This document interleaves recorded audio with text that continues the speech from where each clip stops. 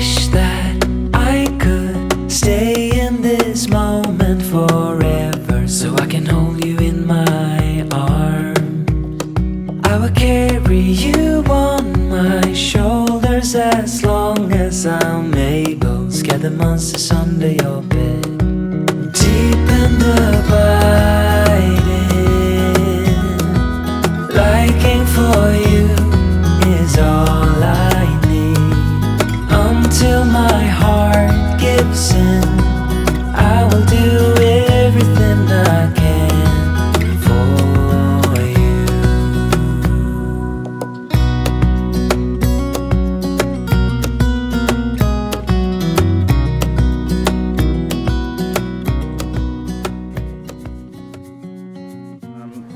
He did raise money for loads of different charities, but the special place we have for Matt in Rugby League is that shortly after his injury, we were down at the Millennium Stadium for the 2004 Challenge Cup final, and I was in a lift with Nigel Wood, who was the finance director in those days, Gary Hetherington, who was the then president, and Dave Hinchliffe, who was the founder member of the All Party Parliamentary Group on Rugby League. And this young lady came in with a bucket collecting for Matt, and when she departed, we all looked at each other and said, this is ridiculous. What does the game do for seriously injured players? And to his credit, Nigel said, leave it with me, I'll go back to Red Hall and we'll sort something out. A few days, weeks later, he convened a meeting with us all and some other people, and produced the deeds for the Benevolent Fund, and that's how the Benevolent Fund was formed. So really, the tribute that I'd like to pay to Matt and the legacy that he leaves to the game is, if it hadn't been for Matt, we probably wouldn't have a Benevolent Fund. He was a charming, lovely young man. He did so many outstanding things. He was a miracle, in truth.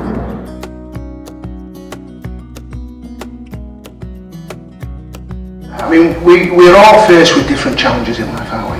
You know, whether they be health challenges or emotional challenges, relationship challenges or employment. Well, there are all kinds of challenges, but they pale into insignificance when you see the challenge that Matt faced up to so positively and made the best of his, however difficult the circumstances.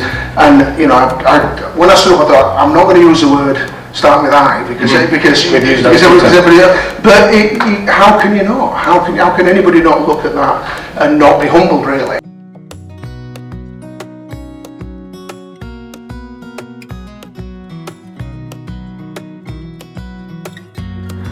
People talk about his resilience and his achievements, but I saw a slightly different side to Matt.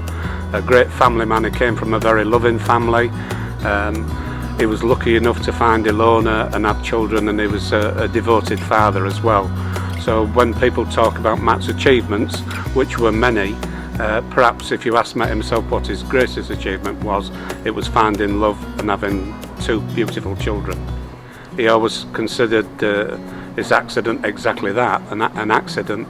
He had no bitterness inside him at all, and he loved to be part of our Benevolent Fund family.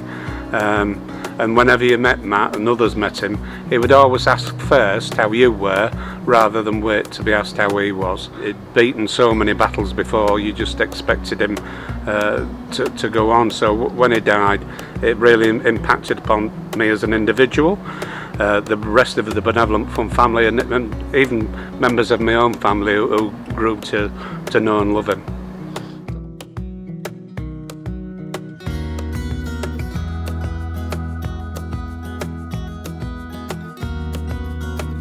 Talk about courage, you talk about pride. They often talk about when you've got an injury like that you'll go into a shell. He didn't. He opened up that shell and he found a pearl of wisdom, and it was as though somebody was telling him that he had the opportunity to help all those other people, and it was a tremendous effort on his behalf. And I did an interview with him just after he'd been given the OBE by the Queen. It was a tremendous effort on his behalf, And he always said to me that it wasn't just an OBE for him, it was for all the people, his family and all the people that had helped him through it.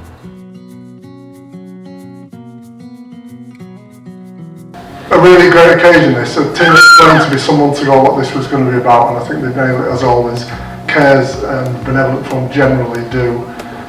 It's a special occasion with lots of very special people in here, special people that Matt's life touched, and bringing you together is momentous in many ways. But we tried to think about how we could mark his life going forward and the impact he had going forward. Now when you look at what he did some great things up until the point he went onto a rugby field, of course he did, but subsequently that's when he really hit people. That is when he really had the mark of a man that was going to impact on a lot of people. Indeed, that's why we've all been brought here today. So what we'd like to announce today is the Matt King Educational Bursary, run by the Rugby League, which will run on annually from today. Now that bursary is there for anybody within the game that wants to apply for that bursary and wants to be a leader within the sport. God knows why you'd want to be that, but if you want to be a leader within the sport, this is an opportunity to take this bursary and use it for some good in the sport of which Matt featured massively.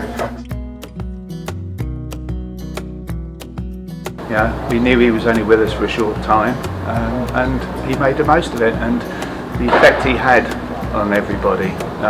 But without the Benevolent Fund, we wouldn't have had the opportunity, the support that we've had from them, the inspiration that Steve and Tim have given us, and by they helping Matthew helps us, and the RFL as a family. You know, we all stick together. It's what we do. You know, what else can I say?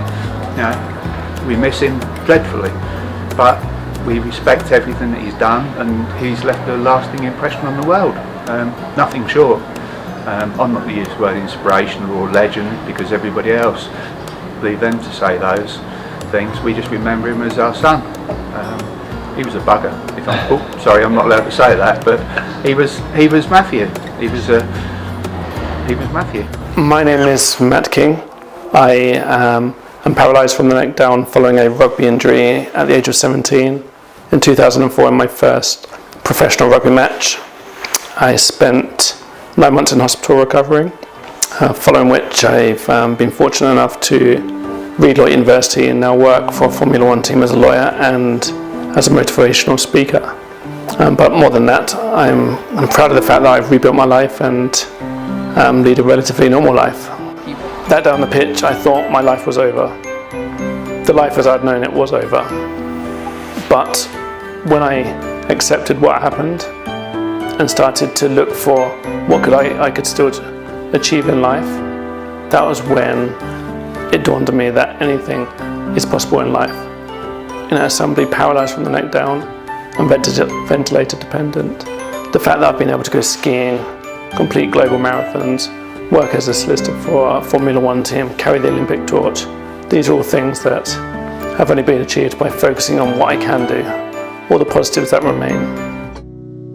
Wish that I could stay in this moment forever, so I can hold you in my arms.